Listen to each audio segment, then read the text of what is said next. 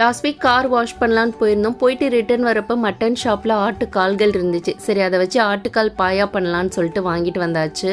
ஆட்டுக்கால் பாயா பண்ணுறதுக்கு ஒரு குக்கரில் மட்டன் கால்களை நல்லா க்ளீன் பண்ணிட்டு சேர்த்ததுக்கப்புறமா 2 வெங்காயம் 2 தக்காளியை நல்லா குட்டி குட்டியாக கட் பண்ணி சேர்த்துக்கலாம். அது கூட மிளகாத்தூள், மல்லித்தூள், மஞ்சத்தூள் சேர்த்துட்டு பட்டை, கிராம்பு, ஏலக்காய், நட்சத்திர சோம்பு, பிரியாணி இலை சேர்த்ததுக்கப்புறமா தேவையான அளவு சால்ட் சேர்த்துட்டு மல்லி இலை சேர்த்துட்டு ஒரு 2 ஸ்பூன் ஆயில் சேர்த்துக்கலாம். இதெல்லாம் மூழ்கிற அளவுக்கு தண்ணி சேர்த்துட்டு கிட்டத்தட்ட ஒரு 10-12 விசில் கிட்ட விட்டுறலாம். அப்பதான் நல்லா குக் ஆகும். இப்ப அதே குக்கர்ல ஆயில் சேர்த்துட்டு பட்டை, பிரியாணி இலை சேர்த்துட்டு சீரகம் சேர்த்துட்டு வெங்காயம், தக்காளி, ஜிஞ்சர் கார்லிக் பேஸ்ட் சேர்த்துட்டு இதெல்லாம் நல்லா வதக்கிக்கலாம். அது கூட நம்ம ரெடி பண்ண சூப்பையும் சேர்த்துட்டு 1 ஸ்பூன் பெப்பர் பவுடர் சேர்த்துட்டு ஒரு 1/2 மூடி தேங்காய், 2 பச்சை மிளகாய், 1 ஸ்பூன் கசகசா, 10 முந்திரி இதெல்லாம் நல்லா பேஸ்ட் மாதிரி அரைச்சு அதையும் இது கூட சேர்த்துட்டு கொஞ்சமா தண்ணி சேர்த்துக்கலாம். திரும்ப தேவையான அளவு சால்ட் சேர்த்துட்டு குக்கரை மூடி ஒரு 2 விசில் விட்டோம்னா சூப்பரான ஆட்டுக்கால் பாயா ரெடி ஆயிடும். சோ டின்னருக்கு சாஃப்டான இடியாப்பம் கூட தேங்காய் பால், அது கூட ஆட்டுக்கால் பாயா வச்சு சூப்பரா சாப்பிட்டாச்சு.